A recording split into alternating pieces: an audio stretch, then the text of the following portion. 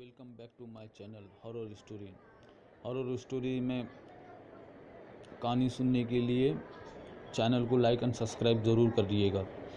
ये कहानी है एक मेरे दोस्त की, जिसका गवाह मैं खुद हूँ। बचपन में जब वो 10 क्लास पास हुआ तो उसका एक ही सपना था, इंजीनियर बनने का। वो बंदा मेरा दोस्त बोला कि मुझे दो में से एक इंजीनियर बनना है, एक तो सिविल इंजीनियर या कंप्यूटर इंजीनियर। उसके पास तो इतना ये गांव में इतना ये हुआ नहीं था, ये सन 2005 की बात है। फिर उसने 10 पास होने के बाद में उसका कोई मामा का दोस्त था, वो कंप्यूटर क्लासेस चलाता था। फिर उस बंदे ने उसमें एडमिशन लिया कंप्यूटर हार्डवेयर एंड नेटवर्किंग में। वो लेने के बाद में उसने क्लास वहीं पे कंप्लीट किया। फिर उसके बाद में उसी क्लास में उसे जॉब मिल गई टीचिंग की। वो बंदा शार्प था, इंटेलिजेंट था। उसे जब वहाँ पे जॉब मिलने के बाद में उस बंदे ने वहाँ पे कंटिन्यू किया। जब उसका जो सर था, यानी कि क्लास का ऑनर, उसके भाई का एक्सीडेंट हुआ। एक्सीडेंट होने के बाद में 2005 में जब उसका एक्सीडेंट हुआ तो उसकी रीढ़ की हड्डी टूट गई थी। रीढ़ की हड्डी टूटने के बाद में फिर उसने बॉम्बे जे हॉस्पिटल में भर्ती किया। फिर उसका सर डिस्टर्ब होने लगा और वो अकेला था, और उसकी माँ, बहन और जिसका एक्सीडेंट हुआ था उसकी बीबी थी। तो उसने मेरे दोस्त से कहा कि एक काम कर, मैं तुझे बॉम्बे भेजूँगा, तू जाएगा क्या? उसने बोला सर मुझे जाने में कोई प्रॉब्लम नहीं है, मगर मेरे घर से आप इजाज़त ले लो, अगर मेरे घर वाले बोलते तो मैं चला जाऊँगा। फिर वो सर आया, उसके घर पे आया, घर वालों ने बात की। छोटा सा गांव था, सब एक में को जानते थे, कुछ इतना बड़ा गांव नहीं था। तो उसकी मम्मी ने बोला कि ठीक है चला जा, तू किसी की सेवा करेगा तो उसका पुण्य मिलेगा, इसका भगवान तुझे कहीं ना कहीं फ़ायदा देगा। फिर वो चला गया। फिर उसके बाद में उसी रात में वो बैठ चुके। वहाँ से फिर बॉम्बे के लिए निकले। वहाँ से करीबन उसका घर वहाँ से 300 किलोमीटर दूर था। 300 किलोमीटर का सफ़र तय करने के बाद में मॉर्निंग में जब वो बॉम्बे पहुँचे जे हॉस्पिटल, उसके लिए बॉम्बे नई चीज़ थी। बॉम्बे अपनी जीवन में फ़र्स्ट टाइम आया था। इससे पहले उसके डैड के साथ आया करता था वाशी। फिर उसके बाद में बॉम्बे में आया। बॉम्बे में आने के बाद में फिर उसका रोज़ का मामूल बन चुका था। फिर एक दिन आज वहाँ पे बॉम्बे में आने के बाद में मेरे दोस्तों, ये यहाँ से कहानी में ट्विस्ट आता है। जब वो बॉम्बे आता है, बॉम्बे आने के बाद में वो हॉस्पिटल देख के तो पहले से अंदर से तो डर चुका था, क्योंकि जहाँ उसके भाई को रखा था वो एक्सीडेंट वार्ड था, इमरजेंसी वार्ड। वहाँ पे इमरजेंसी वार्ड होने की वजह से वहाँ पे रोज़ की डेड बॉडीज़ आती थी एक्सीडेंट की, ट्रेन से कटी हुई, सर कटा हुआ, मुंडी कटा हुआ, धड़ कटा हुआ। फिर उसके बाद में उसने एक दिन में तो उसका दिन तो टाइम पास हो चुका। फिर रात आई। रात में अब सोने का टाइम आया तो पेशेंट के बाजू में, आपको तो पता है, एक ही बंदा रहता है, वो उसकी मम्मी हुआ करती थी जिसका एक्सीडेंट हुआ था। इसे बाहर लॉबी में सोने के लिए कहा। जब ये लॉबी में रात में सोया, सोने के बाद में जब उसकी सवेरे आँख खुली, देखा तो उसके सर के तरफ एक डेड बॉडी, पैर के तरफ डेड बॉडी, बीच में वो सोया हुआ स्ट्रेचर के ऊपर ऐसी डेड बॉडी थी। फिर उसके बाद में वो धीरे धीरे इस चीज़ का आदी होता गया। करीबन वो 1-1.5 महीना रुका था जे हॉस्पिटल में।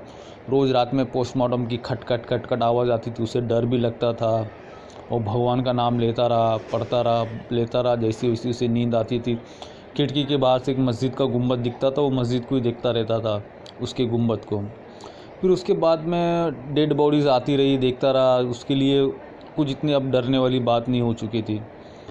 फिर एक उसका दोस्त बना, साकरी। धुले के पास एक गांव है साकरी, वहाँ का। वो दोनों बातें करते बैठने लगे। दोनों दोस्तों ने वहाँ पे बातें शुरू की, चाय पीते बात करते, चाय पीते बात करते। फिर एक दिन अचानक से एक लेडी, मतलब वो रात का कुछ 3 बज रहा होगा, ये दोनों बैठे थे। एक लड़की दिखी उनको।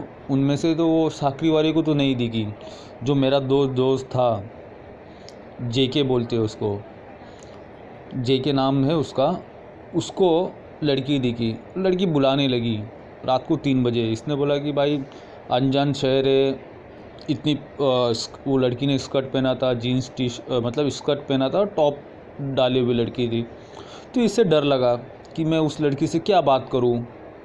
पहले था ये शर्मिला मिजाज का कि लड़की उसे कैसी बात करनी है।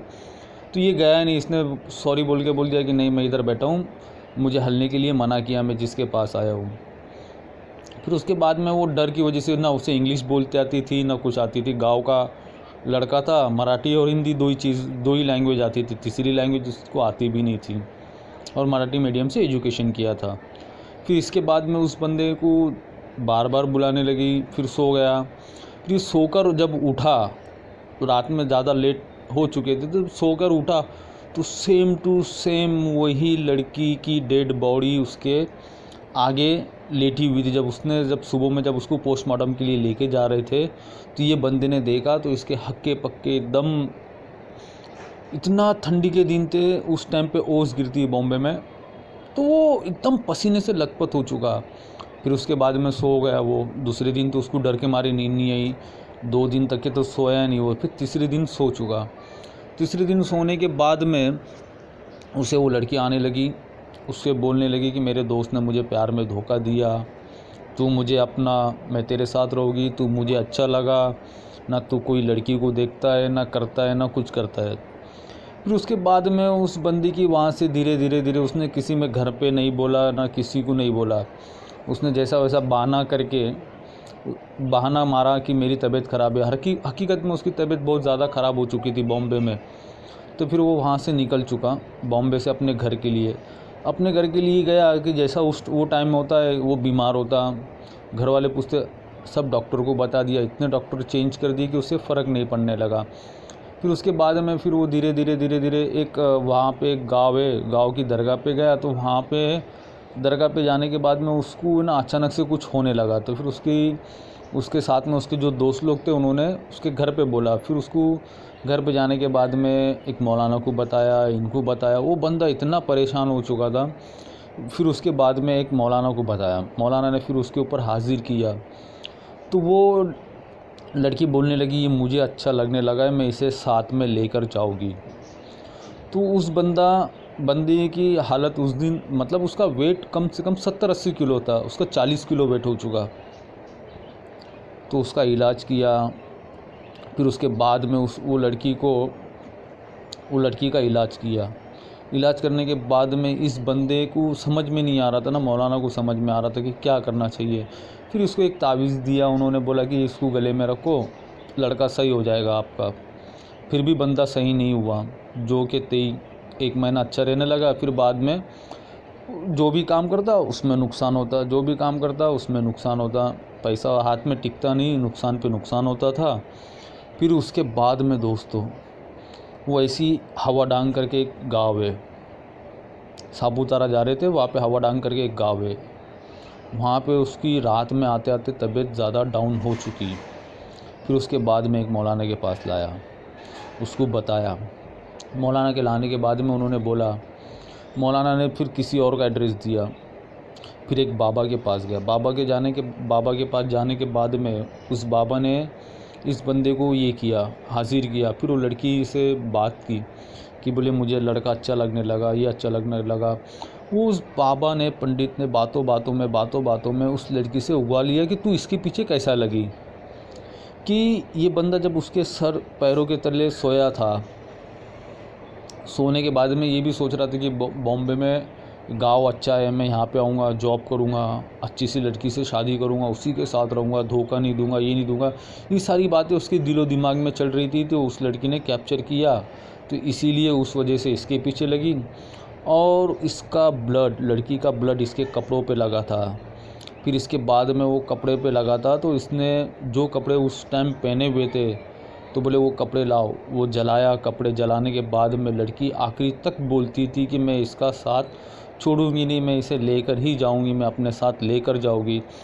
दोस्तों, आज भी वो लड़का 2 महीने 3 महीने काम अच्छा चलता है, फिर बंद हो जाता है। परेशानी में, आज भी परेशानी में, और आज भी इस चीज़ का समाधान नहीं हुआ है। वो लड़का आज भी परेशान घूमता फिरता रहता है, इसके पास जा उसके पास जा। तो दोस्तों, ये थी जेके की कहानी। आई होप तुम सभी ठीक हो गए। मेरी नेक्स्ट वीडियो के लिए लाइक सब्सक्राइब ज़रूर करिएगा। मेरी नेक्स्ट वीडियो देखने के लिए आपका बहुत बहुत शुक्रिया। आपने मुझे आपका कीमती वक्त दिया।